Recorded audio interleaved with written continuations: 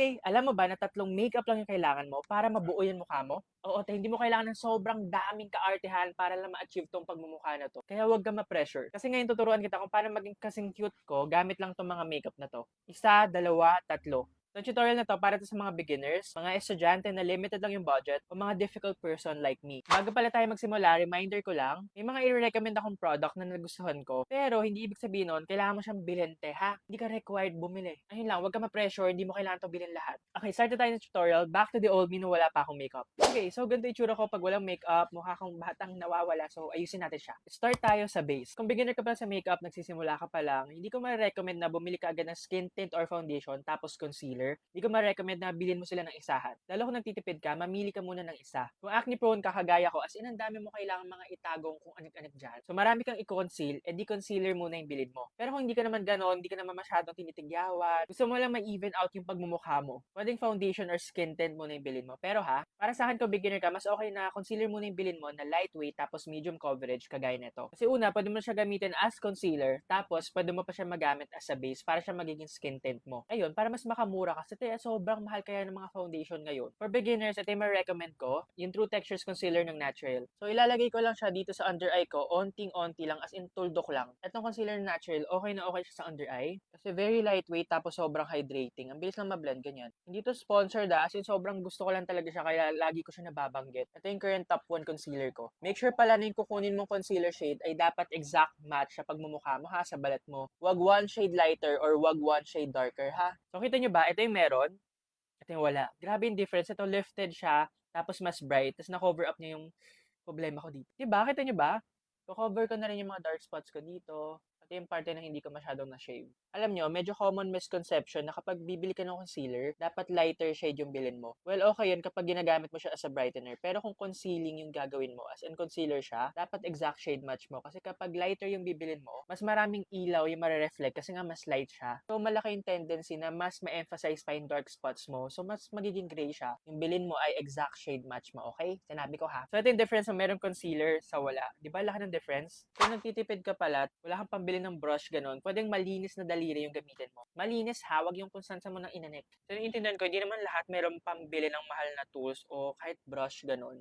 So, pwedeng daliri na lang yung gamitin mo. I-blend mo lang na maayos. Ganyan. Na tapping motion ha, huwag pag-glide. Tap-tap lang. So, yan. Gamit tong malinis kong daliri, na-blend ko siya, kamukha naman. Okay, ngayon conceal na itong pagmumukha ko, gagamitin ko ulit ng concealer ko as yung pinaka-base. Maglalagay lang ako ng onting concealer dito sa malinis na palette o sa likod ng malinis kong kamay. Hindi mo kailangan bumili ng palette ha, pwede sa kamay. Tapos, ganito lang karaming ilalagay ko. Ganyan ang karami, parang, ano ba to? Hindi to pea-size eh, kasi onti lang eh. Parang kasing dami lang ng isang malusog na garapata, ganun.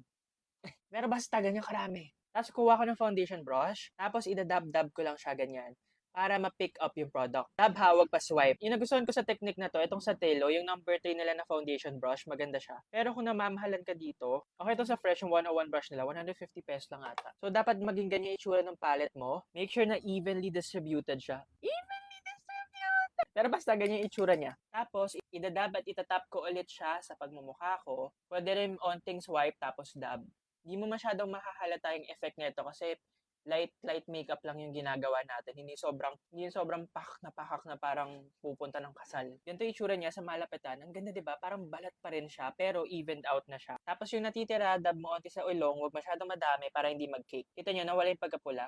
So, ito yung wala, medyo mapula pa, tapos ito yung meron. Hindi siya perfect na sobrang pahak, kita pa rin yung balat ko, pati texture ko, pero ang ganda niya tignan. Ang goal ko lang naman sa routine na to, ma-even out yung skin tone ko. Hindi yung full glam na, kaya okay lang, nakita pa rin yung imperfections. Kung nakulangan ka pa, lagay ka lang ulit. Tsaka okay tong gantong look, kasi kapag pupunta ka naman ng school or office, di ba, parang hindi naman dapat pak na pakat, lalo kung magko-commute ka. So, okay yung light lang. So, again, dab, tap, tapos onting swipe. Saka o nga pala, kung follower kita noon pa, alam mo may gantong video na ako noon, nakapin sa profile ko. Pero yung ginawa ko kasing tutorial ngayon, mas mabagal siya, ganun, mas chill. Kasi yung video na yun, medyo mabilis ata as in. Pero parang gusto ko gawin yung medyo mabagal na mga tutorial, yung parang 2016 YouTube days na chill-chill lang. Hindi masyadong mabilis, as madaling sundan. So kung gusto niyo yung gantong format, comment nyo lang sa baba. Kung ayaw nyo, edi wag. So for isang product pala yung nagagamit natin, pero ganito na itsura ko, di ba? 'Di ba? Pero kahit gano'n mukha pa rin akong lumulutang na ulo dahil wala akong warmth at wala akong kulay sa mukha, so gamitin natin 'to. If beginner ka, okey na okey yung bumili ng ganitong palette, Instead na separate mo sila bibilhin, ang gastos nun. Yung Amats kong palette is ito na lagi kong nire-recommend lalo sa mga beginners, yung multi-palette ng Fashion 21. Ulitin ko, hindi 'to sponsored pero kasi kaya ko 'to nire-recommend, ang dami niyang laman, May mga eyeshadow, ta's may shimmers pa, merong 3 blush, may contour, may bronzer, ta's may highlighter. 5 makeup sa isang palette. Tapos kaya ito nire-recommend ko kasi 300 something pesos lang to. 350 pesos lang ata. Usually yung mga ganitong palette, 700, 1,000 ang mamahal. Tapos isipin mo kung bibili mo to isa-isa, abot ka ng 1,500 to 3K. Sobrang mahal. Try muna natin tong kilay. So kuha lang ako ng precise na brush, kagaya nito. Tapos kukunin ko tong contour shade. Tapos lalagay ko onti sa likod ng kamay ko para hindi masyado makapal. So yan, i-fill in ko lang yung eyebrows ko. Sobrang dali lang nito. Tapos sinabi ko na kanina, hindi ka required bilhin tong mga pinagsasabi kong product. Ito lang yung mga nagustuhan ko kasi mura siya. Tapos sulit pa. So, dito ko lang nilagay, ganito yung itsura niya. So ito medyo kalbo, tapos ito kita nyo, filled in na. Lagay ko lang sa kabila, balikan ko kayo, wait lang. Tapos na itong kilay ko, mag-eyeliner naman tayo. Sa routine na to, ito na ating pinakamahirap mong magagawa. So kukunin ko lang ulit yung contour shade. Tapos susundan ko lang tong linya ng mata ko. Hindi ko siya masyadong itataas, hindi ko rin masyadong ibababa. Susundan ko lang yan. Yung mata ko kasi parang maganda siya pag lazy-lazy, yung ganyan. So simula dun sa dulo ng mata, diretso lang, literal.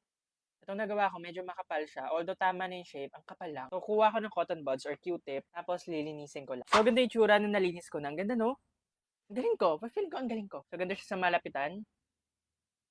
Okay, sunod na step tayo. Ito pa rin yung gagamitin natin. Magko-contour na tayo, tapos bronzer. So, kuha muna ako ng powder brush, kagaya nito. So, kuha ko ng contour. Sa paggamit ng palette na to, yung pinakamahalagang tip ko ay itak-tak mo. As in, tapos itatap ko konti sa likod ng kamay ko kasi sobrang pigmented na ito. So yung contour, dito ko ilalagay sa jawline ko, pati sa baba. Hindi na tayo magli-liquid contour, pati bronzer kasi nga, 3 lang yung kaya natin gamitin ngayon. Tapos, onti sa ilong. Dito lang ako nagko-contour. Tapos yung pinaka-favorite ko dito is yung pagbo-bronzer. Maganda kasi yung bronzer shade nila. Again, tak-tak. Dito muna sa taas ng mata at baba ng kilay pataas para meron lifting effect. So, blend ko lang hanggang dito sa mata para siya na rin yung eyeshadow. Hindi na ako mag-shimmer-shimmer na eyeshadow. Ito na rin bronzer yung gagamitin ko as eyeshadow. Tapos diretso ko lang pata. Yun yung hack ko pag nagmamadali na ito na rin yung eyeshadow ko. Diretso ko na lang pata. Tapos lalagay ko dito banda. So, ganda yung tsura na na-blend ko na. Meron ng kulay yung mukha ko. Yung pagbo-bronzer talaga yung isa sa mga paborito kong parts nung pagme-makeup kasi ito yung nagbibigay ng kulay Literal. Okay, next step tayo. Ito pa rin palette yung gagamitin ko. Mag-blush na tayo. So, kunin ko lang tong blush shade na to. Gusto ko to kasi kulay pink. Cool toned ako. Nakakainis. Nahulog ko yung palette. Nabasag tuloy yung highlighter. Matanda na ako, hindi ako iiyak. Matanda na ako, hindi ako iiyak. So, dito lang sa may baba ng mata, sa taas ng pisngi ko lalag. Konti lang din kasi sobrang pigmented na nito Tapos, kukuha ko ng fluffy brush. Tapos, gagamitin ko tong medyo pink na eyeshadow. Silalagay ko siya dito sa under eye ko para meron akong parang brightening powder. Tapos, magkaroon ng ombre effect na mag-fade siya onti sa blush ko. So, ganda yung mukha ko so far. Ayos naman, di ba? Dalawang makeup pala yung ginagamit natin ngayon. Okay, last step tayo. Set na natin tong pagmumukha ko. Sabi ko kanina, 3 makeup lang yung kailangan natin, di ba? Nakadalawa na tayo, bakit dalawa pa yung hawak ko? Ideally, kung di ka nagtitipid, dapat meron kang powder pati setting spray. Pero nga dahil nagtitipid tayo ngayon, isa lang yung piliin natin. Kung meron kang oily skin, tapos pawisin ka, loose powder yung gamitin mo. Kung meron kang dry skin, combination skin, or normal skin, baka okay na yung setting spray sa'yo. Personally, mas lagi kong gamit tong setting spray kasi meron akong dry combination skin. Parang 80% of the time, hindi ako nagpa-powder. So, ito yung gagamitin ko ngayon. Ito rin yung last na makeup na gagamitin natin sa mukha na to. So, ganda yung final look. O 'di ba sabi sa inyo 3 makeup lang yung kailangan mo para mabuo yung mukha mo. Hindi mo kailangan ng sangkaderbang makeup para lang maging kasing cute ko. Beginner ka or estudyante ka or difficult person ka like me limited lang yung budget mo. Huwag ka ma-pressure sa mga nakikita mo online lalo sa mga influencers o kaya content creators. Hindi kailangan kung anong meron sila, meron ka. Kaya lang muna sa ngayon, kung gusto mo pa ng mga tutorials kagaya nito, comment ka naman sa baba, tapos follow mo na rin ako. Kasi kung hindi salamat. Bye!